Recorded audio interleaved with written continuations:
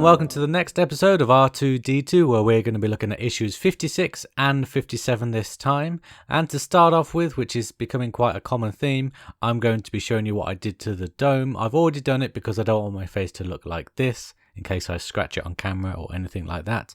But I have installed these panels here. So these two pieces actually came as one piece, which is quite nice, and just with 3 pieces of tape. And then we have this piece here, which is a slightly different silver to the silver of the dome. I quite like that because again it gives the impression that this astromech droid can be used for multiple different functions. And then we get this blue panel here, which will eventually hold one of the lights of R2D2. So that is a pretty cool piece to have, and that is what the dome looks like at the end of these 2 issues. Moving away from the dome then and looking at what else we get in these 2 issues, we get the foot. Essentially we're gonna be completing the foot of R2D2 apart from the bottom part, which will come next time. And it is quite a simple thing to do. First off, you get this piece, which came in issue 56. It's got this nice silver detailing there, and then we've got this other molded bit which will slot into here eventually, but it's got a nice silver outlay, exactly the same as the previous foot. So we get in the leg that we looked at last time, and we need to make sure that the motor is face down, and we've got this plated part here, and we just need to fit this foot part over the plated part so it all lines up. It's got a little groove at the top there which matches that groove there, and very simply just slots into place there like that.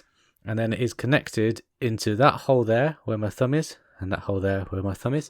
So I'm just going to quickly screw that in now.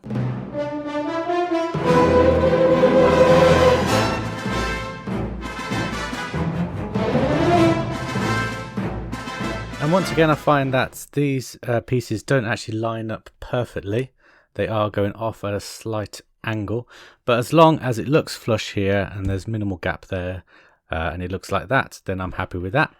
We then need to push in this piece, and it is symmetrical, so it doesn't matter which way around it goes. We just pop that into there.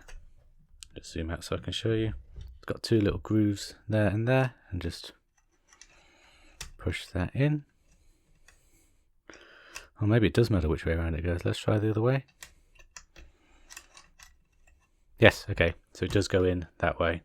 So there is a right way and a wrong way to put this part in. I stand corrected on that. And then what we need to do is get the sensor. So we looked at the sensor last time where we put a little plastic part to raise it up. I think this one has come perfectly formed already. I don't think we will need to undo it to add that plastic part, because otherwise we would have this plastic part in with this issue, surely. That would make sense to me. Where this part needs to go is just in... Oh, that part went flying. I'll put that in just a moment. It just needs to go into this rectangular part here, and it lines up the screw part there with a screw hole there, and we just screw that in there. I'm just going to go off camera to do this, and there it is, all installed.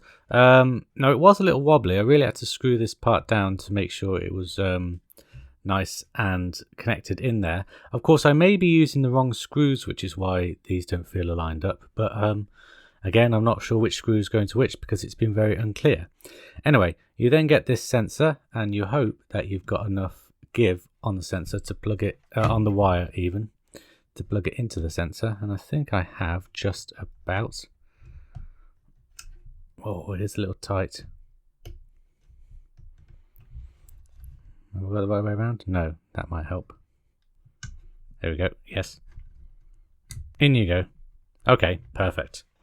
Great. That is just the right length. There is a little bit of give there, so that's okay. But it does stretch maybe a little too much. I hope that's okay. Let's encase it in the next part of the foot, which we get in issue 57. And again, it just slots around there, goes into there, and so it all gets lined up like that. You see, when it's all screwed down, you'll have that little gap there, which was in the last leg as well.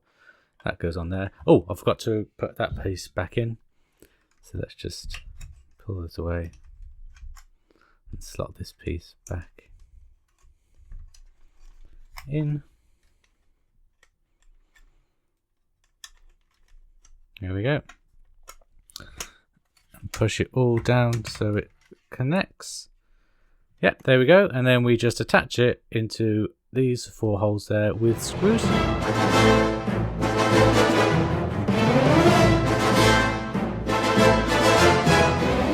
And I did whisk it away off camera because it was quite hard to screw in, but when it is done, it will look like that.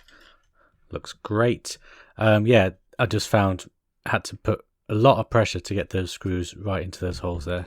And I want to make sure I got it right because this is a supporting part of R2D2. If this breaks, you'll be a little lopsided, and I don't want that. So yeah, really close to completing yet another leg, the final leg of R2D2. Looking really nice. We just need to put the bottom of the foot on and then the battery pack as well. So I'm sure that will be completed. I would say 2 more videos, I think, till everything's all completed there. Might be 3. And all the while we're doing the dome as well. And then eventually we will have to move on to the body. I'm getting excited for the body now. Because a leg and a dome will be done, and we've got a lot of electronics for the dome. We just need that body, and then it's pretty much done. We're on issue 57 of R2D2, guys. 57. You know, there's 43 left.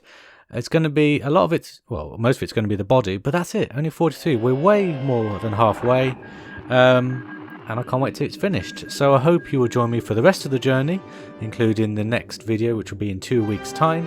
Until then, guys. Take care. Bye-bye.